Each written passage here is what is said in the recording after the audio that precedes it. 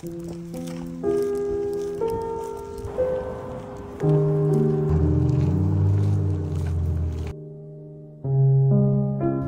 alaikum. Амансыздарбы, жакшыларбы? Биз мечиттен келдик эле. Ошо бир туугандарыбызды мечитке чакырып жүрөбүз. Азыр шамдан кийин устаздардын жакшы баяны болот иншалла. Өтпөйсүздөрбү? Буюрса өтөбүз. Эми ушул доостулар жаман койгучту. Бекмекчилер да.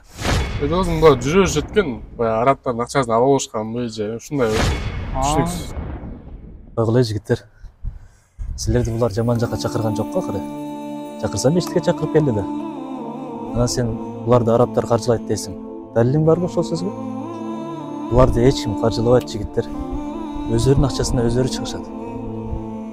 Карагылачы, убакыттарын бөлүшүп, силер бизди ойлоп, мечитке чакырып өзүнүн убактысын курмандык кылып атат.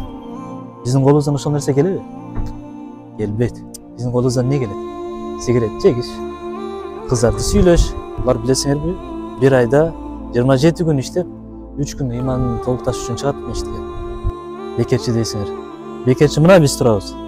Тамекини озго салып алып, сүйлөгөнүбүз кыздар. Бирөөнүн аркасынан сүйлөйбүз, бирөөнүн этин жеп. Сен кыргыз элине даават жабылсын деп кыянатчылык кылып атасың.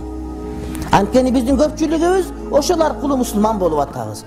Ошол аркылуу өзүбүздүн жолубузду таап атабыз. Сен ошону дагы бизден көп көрүп, кызганып, башка бирөөнүн тыйыны менен бизди жок кылгың келип атат. Сен муну менен 17-жылдагы орустар келип бизди кубалап, үркүндө өлүп сөөктөрүбүз терилбей калган учурдагы геноцидти дагы бизге жаңыртып атасың сен.